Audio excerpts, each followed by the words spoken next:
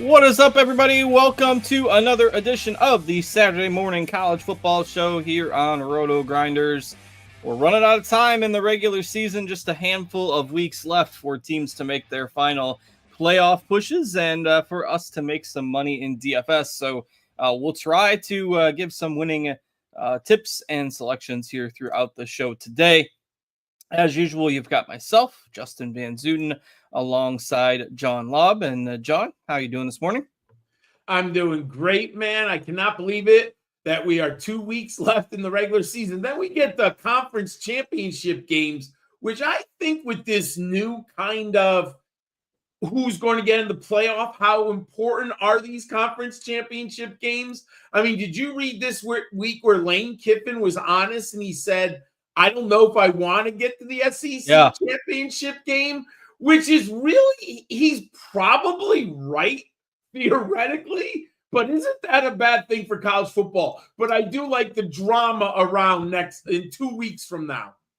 Yeah, it shouldn't be like that, that you don't want to make your conference championship, but like there's just, it's a what have you done for me lately, right? When people are voting for the teams, that are the rankings, I don't know how the committee puts that all in perspective and together, but there's always a bit of personal bias in there. And if you lose a conference championship game, that's the last thing on everybody's mind is, well, the last time I saw this team, they lost to X, fair or not. It seems like a late season loss impacts your resume more than an early season loss. And then you've got, Notre Dame that's playing independent. You've got all these. And the one thing that's kind of come up throughout this last week is all these super conferences now have created these mega unbalanced schedules, right? Like it's not Indiana's fault that they did not have to play the other top teams in the Big Ten. It's not Indiana's fault that Michigan has not, met expectations this year. Sure, their non-conference schedule was bad, but it just creates so much inequality in scheduling, even within a conference that, and there's always going to be something to complain about, right? With basketball, we get 68 teams in the tournament and we still complain. I don't complain, but there are people that complain. So yes, we can keep on moving the goalposts. There's always going to be something to complain about. But the fact of the matter is, if this were last year, there'd be maybe 3 or 4 games today that are relevant. Now there's, 10 or 11 games that are relevant. Woo! And it's still, when you take a step back, it still, keeps more games relevant now. Absolutely. I think it's a great slate. I'm really excited all day to watch some football because I don't know how imperative people would be in this Colorado-Kansas game, but I just love this Colorado-Kansas game. From a football perspective, DFS is a different story, right? But does Colorado win? But Kansas is playing really good right now. Yeah, Kansas looks like, they should be a 7-win football team based on the way they've been playing lately. Got that win on the road at BYU last week, and kudos to them for keeping their season going and not, packing it in like a lot of teams probably would have done with the way they started their year. And they get a chance to play spoiler again today against Colorado. From an injury perspective, I mean, very quiet on the main slate today. Really, the only one that I'm keeping an eye on is Isaac Brown, who was mega chalk last week, got hurt early in that game for Louisville. And it was, I had mentioned going with the Shuck and Brooks pairing and not playing Brown and GPPs, but certainly wasn't banking on Brown only getting 2 touches and then getting injured. So he's questionable today, seems more like doubtful. But that is the very last game to start on the slate. That doesn't start till 4:00. And there are no other games starting at that time slot. So basically, I'm not banking on the Louisville rushing attack at all today. There's plenty of other spots to look at. But is there anything you're keeping an eye on as far as news goes for this afternoon? No, there doesn't seem to be any major injuries, at least among like the players in the top 30 salaries. It seems a pretty clean and healthy afternoon. And I agree with you. I've just avoided the Louisville running game because with no pivots, I mean, you could go Watson, right? He's the backup running back, but there's no other games to pivot to because I think they're the last kickoff. It is. Of this slate. So I just decided there's enough value and enough high-end options at running back. So I went elsewhere. And boy, did Brown hurt me in my cash game lineups last week. Yeah, those are the bad breaks sometimes. Can't do anything about them, and you just brush it off and move on to the next one. So that's what we shall do today with another full slate in front of us, and we'll see if we can break on the right side of that variance this week. But otherwise, pretty quiet day on the injury front. So let's go ahead and dig in. We've got 12 games on the DraftKings slate today, kind of the usual slate size.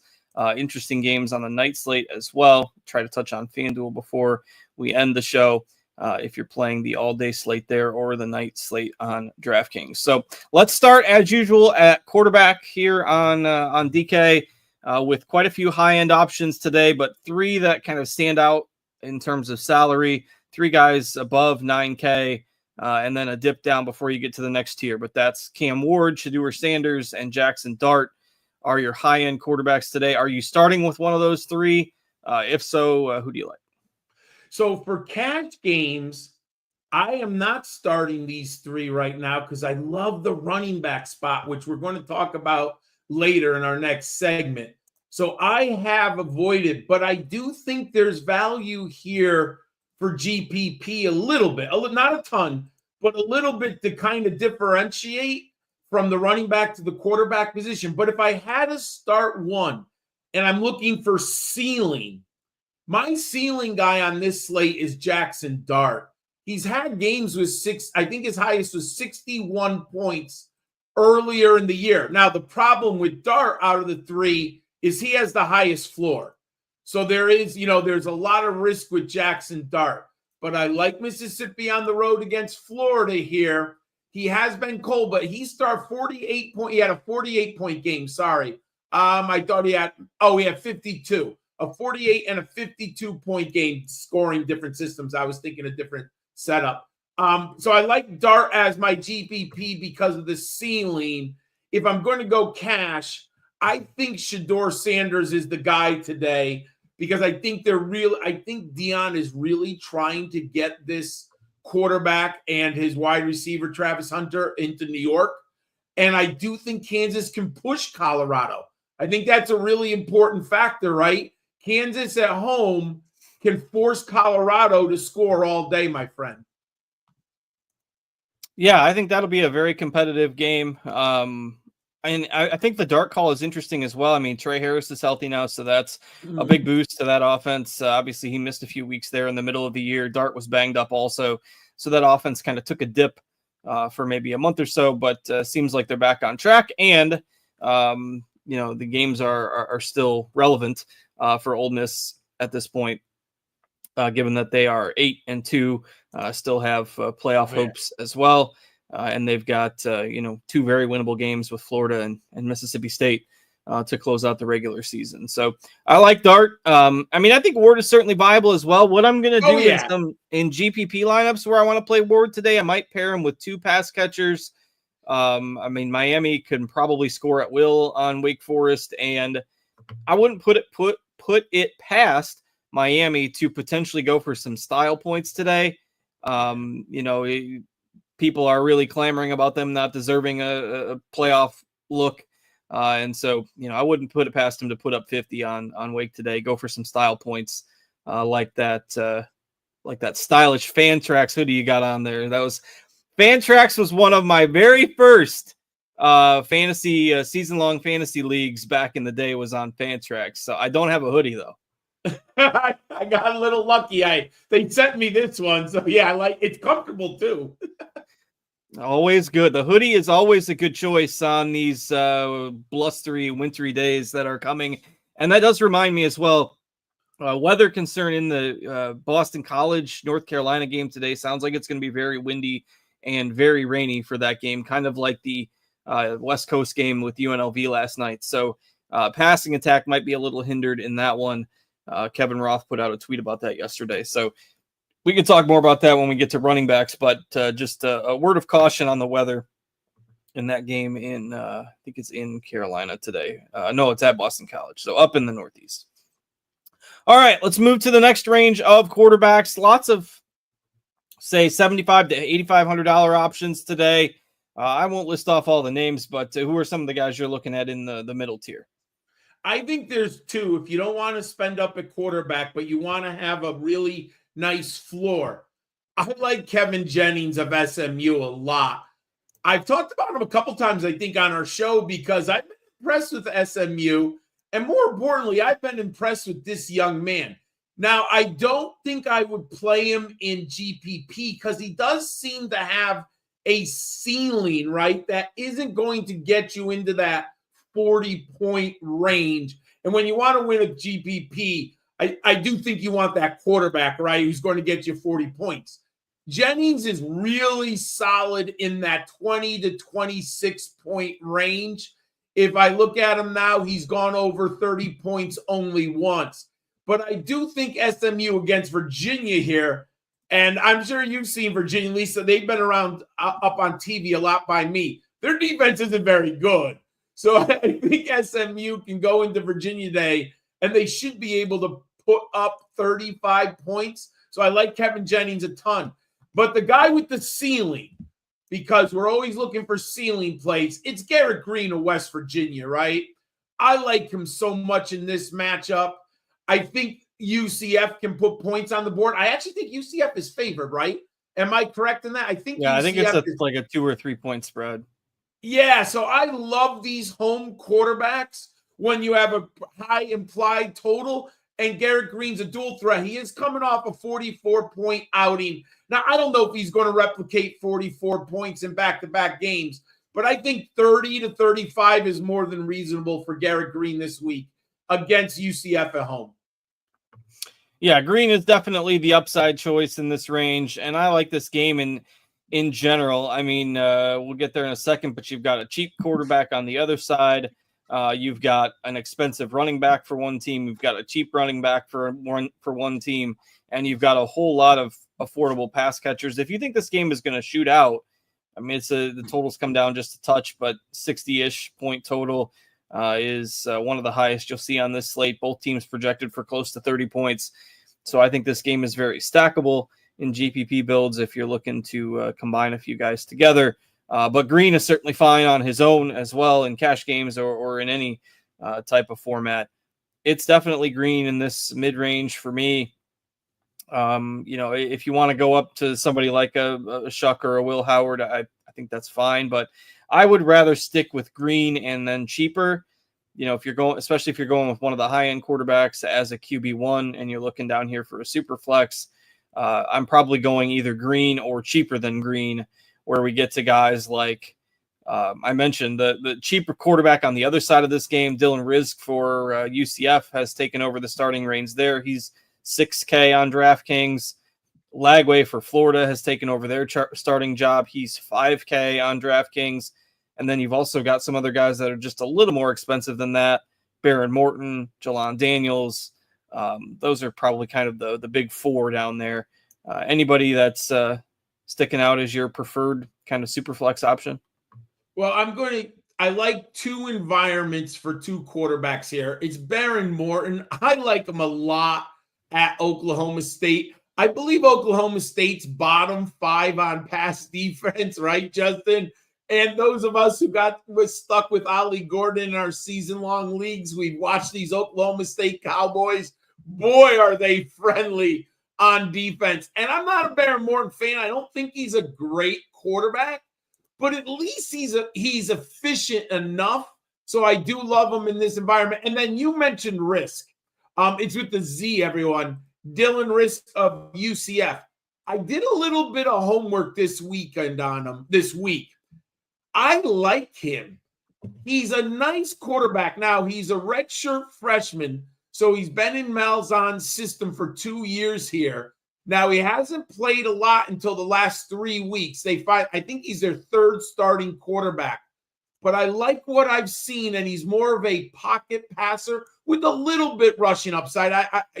He's not dynamic, but I do like Dylan Rizk, and the over-under in this West Virginia is just too high. And he's $6,000 for a starting quarterback. Yeah, I mean, that's very affordable. Again, the game has a high total. It makes those lineups work if you're trying to, stack up different options from this game. Not that I'm expecting a 350-yard passing performance or anything like that, but like those calls. And you mentioned passing against Oklahoma State. If you would have told me in August that Utah and Oklahoma State would be a combined 1-13 in the Big 12, I would have laughed at you. And so Utah and Oklahoma State are a combined 1-13 in the Big 12, and that was Utah beating Oklahoma State. So if you remove that head-to-head game, they are winless in the conference, both of those teams, which is wild to me. I mean, Oklahoma, I think both of them were ranked in like the top 20 in the preseason polls, and they're sitting at the bottom of the league. So that just Justin, I always like to be honest. I lost a little bit of money on that Oklahoma State win in the Big 12. I like the odds in August, and they had, oh my God. I mean, they had the quarterback who's in his 7th year, a great running back, and offense, and it just, right down the toilet. Yeah, 3-0 in the non-conference and 0-7 in the conference, and that is Oklahoma State at the bottom of the league. But it's wild. Anyway, so yes, fine with the Texas Tech exposure also, and I'll have plenty of risk with the way I like that game and stacking it up in tournaments today. All right, let's go ahead and move to running back on DraftKings here today, and once again, a very running back heavy slate. The top 8 guys on DraftKings are all projected for 20 plus fantasy points. And obviously you can't play them all. But if I just look at the highest projections of those guys, we've got Taj Brooks projected for 30, RJ Harvey projected for 30. This is fantasy points, not ownership. Hampton for UNC, mentioned the weather in that game, projected for 28. Scatabo 27, Desmond Reed 26, Ollie Gordon 23. So just tons of production. You have to spend on at least like one running back today. It's just a couple of these guys are going to have big days. So do you have to pick out a couple that you would prefer to spend on? Who do you like? I kind of hinted before that I was spending a little bit down at quarterback because I love these running backs. And my favorite pairing in 2 of my 3 lineups today is Taj Brooks and Omarion Hampton. I mean, Taj Brooks is the Texas Tech offense. And I mean, you can beat Oklahoma State however you want, Justin, right? I mean, they're going to run the ball. He is so volume, right? I think the numbers, he's getting easily over 25. Here we go. Last 4 games, 31, 25, 30, 25 carries a game. He's getting 4, 2, 1, 4 receptions a game. He is the offense. Love Taj Brooks here. And I'm hoping a little bit that the price tag on Hampton, I think he's the second. Yep. He's the second most expensive at 9.6. Our ownership is a little bit. We have him at 16%, which is nice. I like that. It's lower than I thought at first. I love this pairing. I think you can differentiate by going 2 high-end running backs. I'm all in on Hampton. I know the weather's not great. I live in the Northeast. I'm only about 2 hours south of Boston area. It's windy. It's cold. Both these teams are going to run the ball, my friends. Yeah, that's going to be a quick moving clock in this game. Both teams very happy to run the football. I think because of that weather concern, I'm basically off of both passing games. Probably would have been anyway. But just an upgrade to both of these rushing attacks. Hampton is obviously the spendy option of the bunch. And then, we've got a cheaper guy that you can target for Boston College as well when we get to the value guys. So I am in agreement. I think those are the top 2 at this point. Brooks, and I like Harvey too, but he's $900 more expensive than Brooks. So especially in cash games, I think Brooks is the priority. Harvey in some GPP lineups where I'm heavy on that game, I'm throwing him in there, but otherwise I prefer Brooks, Hampton, and then maybe we'll throw Brashard Smith into that mix as well. And again, you mentioned the UVA defense, not very good. Smith is kind of their bell cow running back, so I am fine with him. He would be my other choice. Can I say for GPP, I think Desmond Reed, we have him projected at less than 3%. I think Desmond Reed for GPP. He's such a good pass catcher. I think he's a sneaky GPP option if you're looking to differentiate. At the beginning of the year, again, if we would have said that Ollie Gordon would be the afterthought amongst all the, at this point, I'm kind of surprised he's still going out there. Me too. Every snap on a running back is tread on the tires for NFL purposes. So anyway, who knows? Maybe he ends up seeing limited reps, but that's just a guess at this point. All right, as we head down in the next range of running backs, probably a dead zone because most people are going to be spending up and then going value. But I mean, Kansas, we mentioned them being healthy now. Devin Neal has been a big part of that. He's going to get 15 to 20 touches for them. You've got the Texas guys still kind of splitting carries, but they're projected for a bunch of points today. I wouldn't put it past Ohio State to give Judkins the ball a little bit more in a big game today. But again, you're talking about guys that are splitting carries in here. Damian Martinez, if you want to try the Miami well again. I don't love this range, but those are some guys you could consider. Is there anybody you are playing in here, other guys that are like above 6,000? I'm just going to say I'm throwing my hands up with those three backfields, Miami, Ohio State, and Texas. I've tried. I put them in DFS lineups. These split back committees with quarterbacks who are proficient, right? The ceiling is just not there. I like Damian Martinez, but he just doesn't get the volume. Texas, I just can't predict right. Maybe you get lucky, right? Remember Wisner had a 55-yard touchdown catching the ball 2 weeks ago, but then he only had like 5 touches in that game. I give up with Trevion Henderson. They're only GPP options to me, so I'm staying away.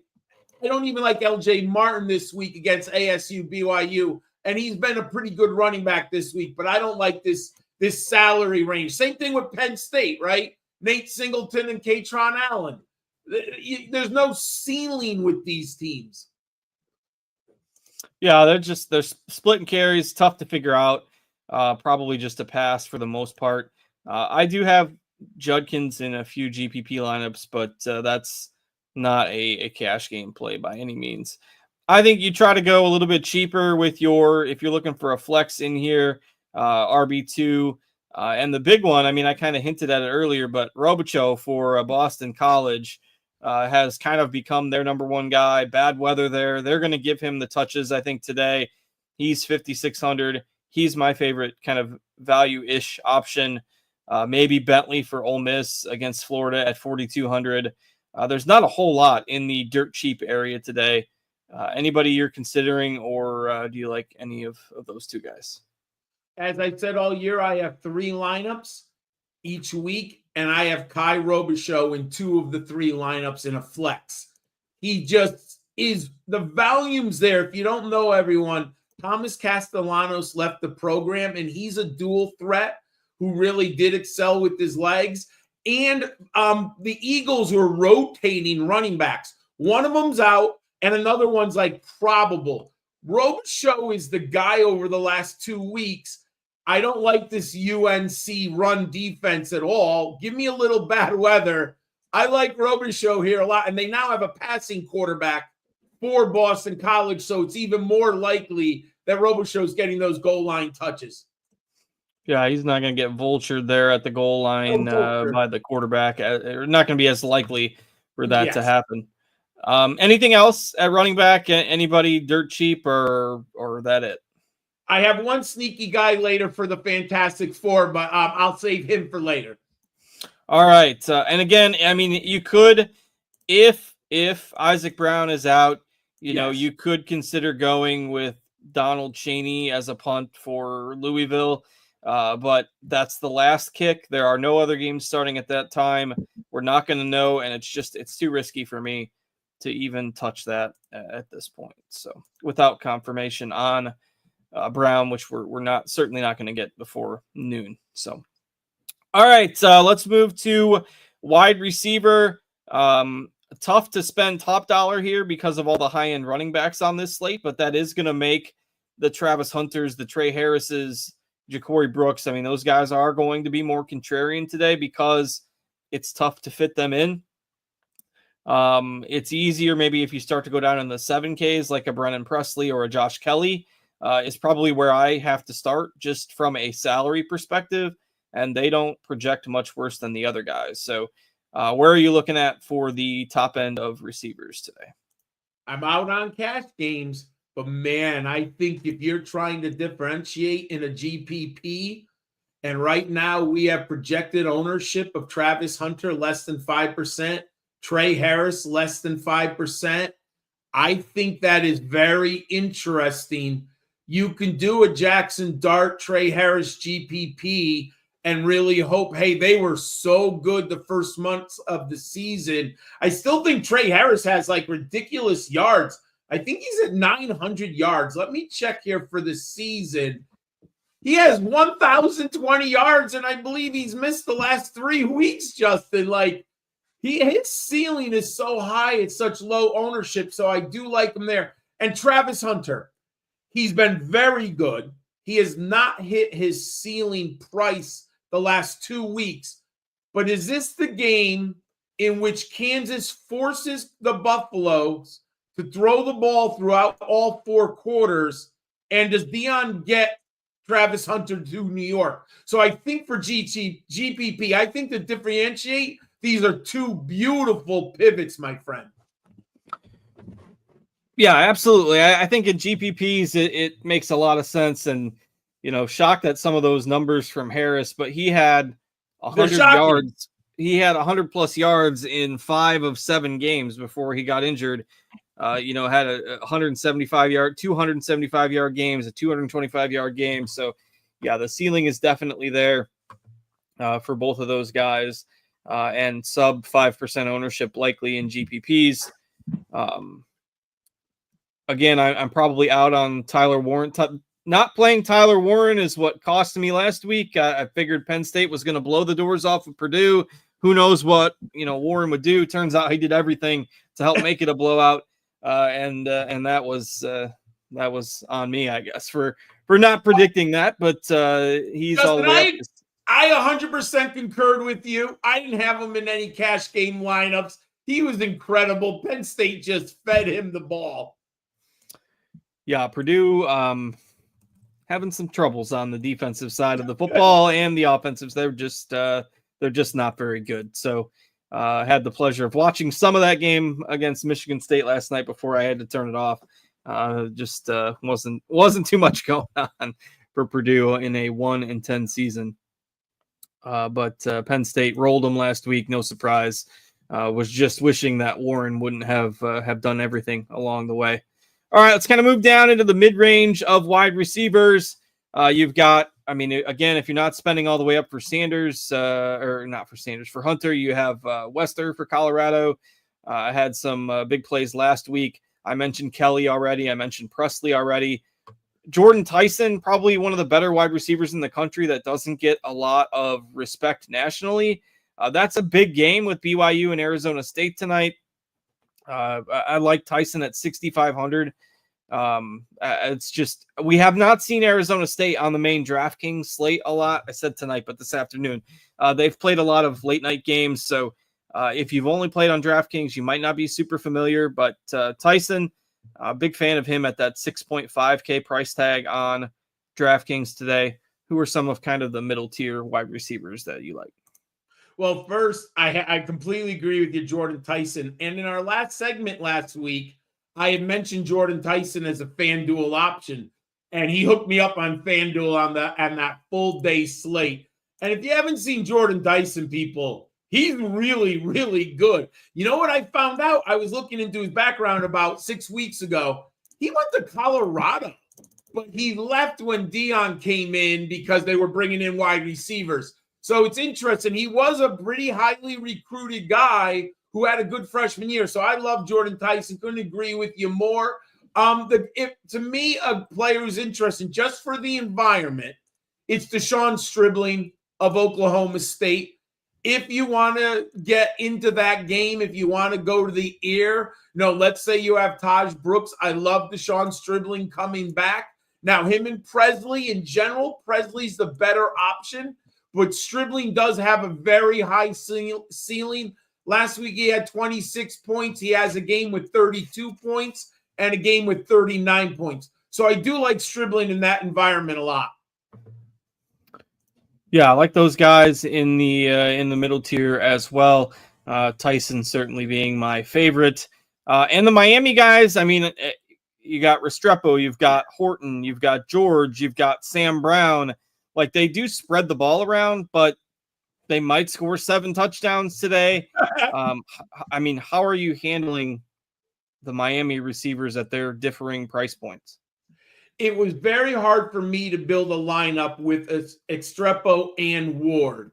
So I was pretty happy with any of the other Miami options, depending on where your salary is. It's pretty hard because I think Estrepo, yeah, he's 8K and Ward was over 10, right? So you're looking at like 36% of your salary. You can do it, but I didn't like how the lineup build came together. But it is possible. But I prefer to go down and bypass Estrepo. Now, ironically, I don't mind Estrepo by himself without Ward, because I do think you can have a 30-point day with him. Just really hard to get the two of them in your cash game lineup. Yeah, it's tough salary-wise to make that work. So I have ended up with a little bit more Jacoby George. He's almost 3K cheaper, has had pretty good results the last couple of weeks. And again, Miami with a huge point total there today. So I like George in relative to salary. He's the Miami receiver that I kind of like the most today. All right, then we go to the cheap range. Always options we can punt with. I just mentioned Sam Brown for Miami. The West Virginia receivers are all really cheap. Cole Taylor is projecting okay there today. The UCF pass catchers are really cheap. Kobe Hudson, Jacoby Jones. I mean, those are guys that game has a 60-point total, so I don't mind going with some of those guys. Caleb Douglas for Texas Tech is one of our higher projected guys. You mentioned kind of liking Kevin Jennings, their big play guy. Huge big play threat is Daniels. Chamir Dike for Florida is kind of their wide receiver one at this point. So, as always, lots of options you can look to for value at wide receiver. Who are you looking for today? I'm all in on this range. I think there's some real nice options to put two of them in if you want to go up at running back. I do. My preferred cheaper option, and this is a long shot. And once in a while, when you build these lineups, you like real long shots. But Justin Robinson at West Virginia, if you like Garrett Green and you want to hook him up, he's only 3,500. But 2 weeks ago, he scored 14 points. I think he's an interesting, kind of dice roll there. That's so cheap. But then I like it. I believe his first name's Roy Williams Jr. of Pittsburgh. He had a really nice week last week. He's only 4.2. He had 13.8 points. I like him in this environment. I think Pittsburgh's going to put some points up on the board against Louisville, and Louisville has the offense. They should. So I think this is a better environment that people are not really looking at enough. I think it's an interesting GPP environment. I think no one's really talking about Pitt, Louisville. So I like him there. Now, I do like Matthew Golden of Texas. He has become kind of their touchdown guy. He's only 4,200. And let me find him on my list here. Or 4,400. Maybe there he is, 4,400. You look at his last 4 games, 16, 22, 9, and 11 DraftKings points. He has scored 5 touchdowns in the last 3 games. He has kind of become their clutch guy. Now you're banking on efficiency for Golden because he doesn't get a lot of volume. Just in general, the Texas passing game doesn't pepper anyone. But I do like Matthew Golden at 4.2K. And you had hinted at him. I love Daniels of SMU. If you're going to go with Keith Jennings, go with Daniels, the wide receiver. In his last 3 games, 18, 12, and 27 DraftKings points. I like R. Daniels Jr. for SMU. All right. As we get ready to transition here, I am going to offer one warning. So I have discovered that sometimes when my microphone goes into alien mode or robot mode or whatever it happens to do every now and again, it is correlated with me clicking on the YouTube stream. So when I click on the YouTube stream so that I can see the chat, and the YouTube video like auto starts or whatever, sometimes that throws my microphone into robo mode. So if at some point in the next couple of minutes my microphone goes into robo mode, I'll just let TJ do his usual mute me, kick me out, and I will come back in, and then it should be fixed up. But I have not opened the YouTube chat as of yet, so it did not do that while we were going through the analysis. But if it happens now, then at least that will confirm my suspicions that is when it happens. So I'm going to do that. And then that way, if we've got people chatting or asking questions, I can get those. And also, if you have questions, you can drop them in the Discord, rotogrinders.com/Discord. You do not have to be a paying subscriber, just a RotoGrinders member to get in there. And I will hop into the live stream chat channel in there. We usually get a few questions in there as well. So I will hop in there momentarily. And while I get those things open up and hope that my microphone does not go into robo mode, John, why don't you recap our DraftKings analysis here with your Fantastic Four for this week? Thanks, Justin. If everyone goes to our page for our optimizer, it is awesome, the College Fantasy Football Optimizer. I use it all the time. And if you plug in my Fantastic Four, you can get up to 20 lineups. You can get GPP, cash game only lineups. But at quarterback in the Fantastic Four this week is Garrett Green, West Virginia. We talked about him earlier. Love Garrett Green. To me, Taj Brooks is a lock in a cash game. I'm not using him in GPPs, but Taj Brooks, the running back of Texas Tech, absolutely love him. Then at running back, I love Devin Neal. I'm willing to pay up for two big-time running backs. I think that Kansas is going to play very well at home against Colorado, and Devin Neal has been playing very good football for them. And then we haven't talked about him. I kept two players, but at wide receiver, plug in Will Shepherd. He's only 5.6K. If you want to get some of that passing game, I do like Shepherd very much, and I think this is a nice environment where Kansas and Colorado are going to push each other. And Shepherd, I think he scored over 20 points each of the last 2 weeks. Let me double check that. I want to confirm because I know he's been very good. Yep, 23 and 22 DraftKings points. I really like Shepherd in this environment. And then, so that's my Fantastic Four. We're going to go with Garrett Green at quarterback, Taj Brooks and Devin Neal in the backfield, Will Shepherd at wide receiver. And I mentioned I have one player that I put on here. I like Ulysses Bentley of Mississippi. I think he's kind of the last man standing. If they get near the goal line and if Jackson Dart doesn't run it in, Bentley, now he comes from SMU. He's an explosive back, but he's only 4.2K. I like him if you're looking for a cheap option at the flex position. All right. Am I still alive? Yes.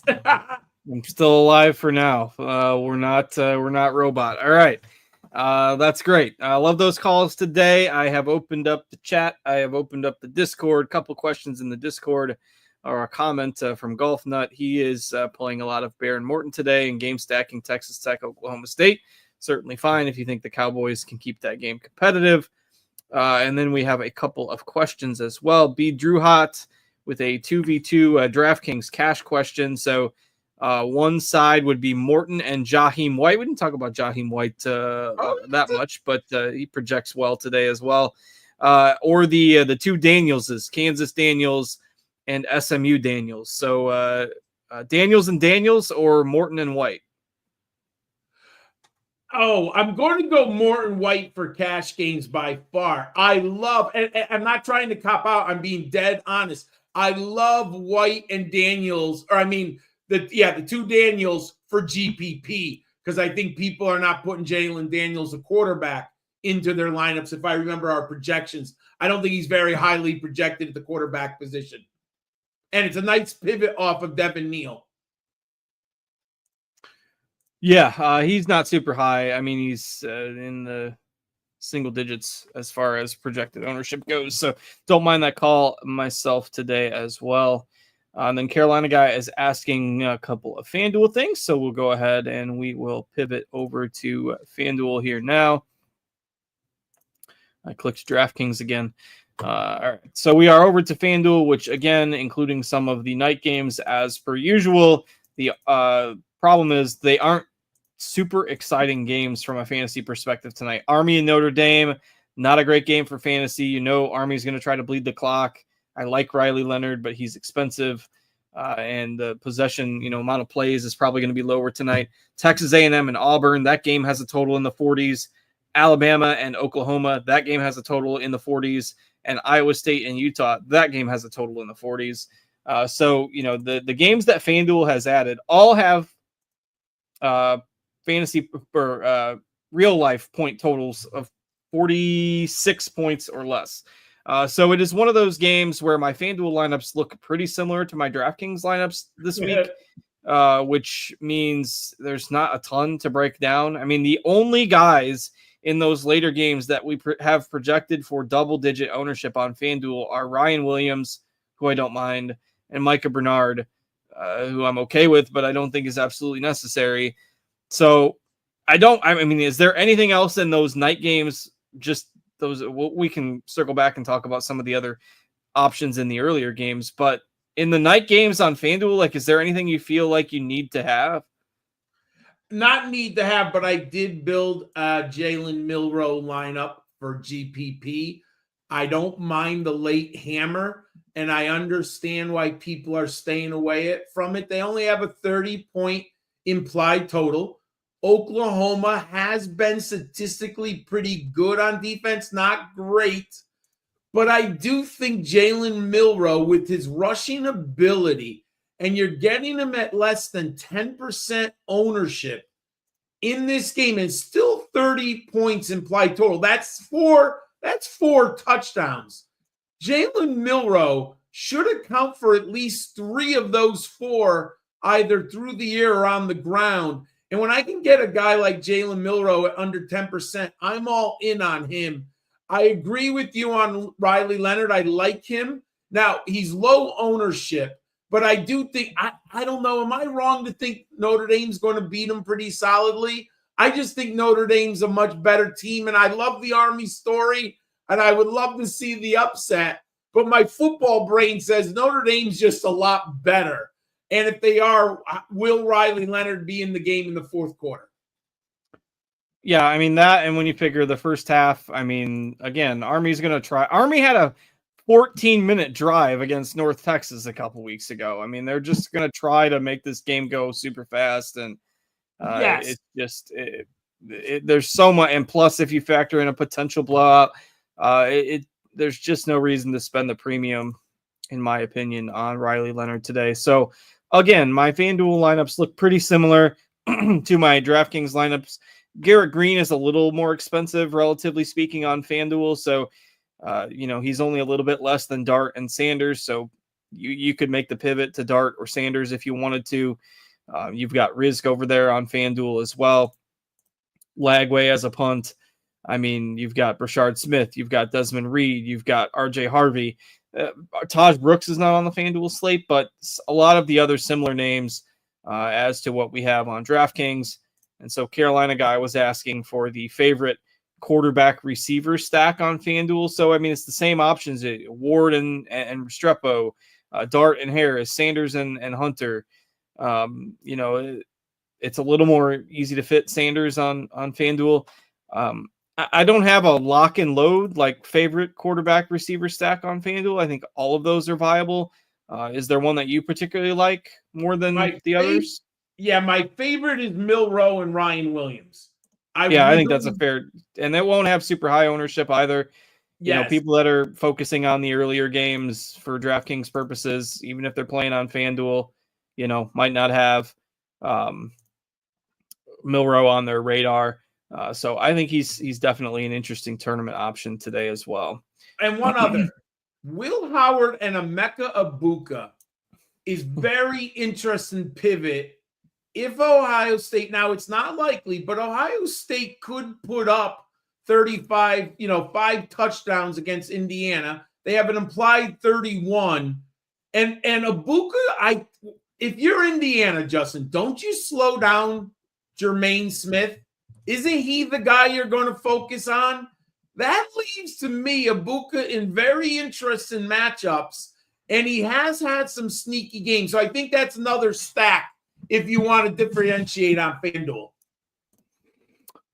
All right. A couple more questions in the Discord. In a Razzle Dazzles, in a DraftKings single entry, is Jennings and Green okay together? Definitely think that's fine. Green will be somewhat popular. Jennings will not be as popular, but both have pretty good ceilings. So, and then Mark Flores with an interesting question as well. In a single entry tournament, would you consider rostering Daniels and Neal from Kansas in the same lineup? I would feel comfortable with that because Devin Neal is a pass catcher. And this is, depending, I would assume most of us who are watching right now love college football. The difference in the NFL and college is I'm really comfortable stacking a quarterback with an alpha male running back, right? The 3-down back. Because there's a very good chance Devin Neal gets like a 25-yard pass reception touchdown. So you get the double bonus. I have no problem in college. I don't think I've ever do it in the NFL, or it's super, super rare. But in college football, I have done it, quite often, more often than you would think. Shout out to Brandon in the YouTube chat. We have found a person that is from the same town as me, which is pretty cool, in a little rural Illinois town of about 18,000. We've got, a couple hundred people watching, and someone from the same town as me. So it's always fun when you run into somebody just randomly that is from especially when it's a small town, right? It's not like I live in Chicago. So always cool when those things come up. All right. I think we're good on questions. The FanDuel slate, not a whole lot added in terms of those night games. So we can duck out a couple minutes early this week and get to finalizing our lineups as well. So as always, thanks to John for joining me. Thanks to TJ for working hard and producing behind the scenes for us on a Saturday morning. Thanks to all of you for joining. Be sure to hit that thumbs up button on the YouTube stream before you duck out of here. And we hope you all have a great weekend. We will catch you back here next Saturday, same time, same place. Have a happy Thanksgiving if you are in the States. And we'll catch you back here next Saturday, everybody. Take care.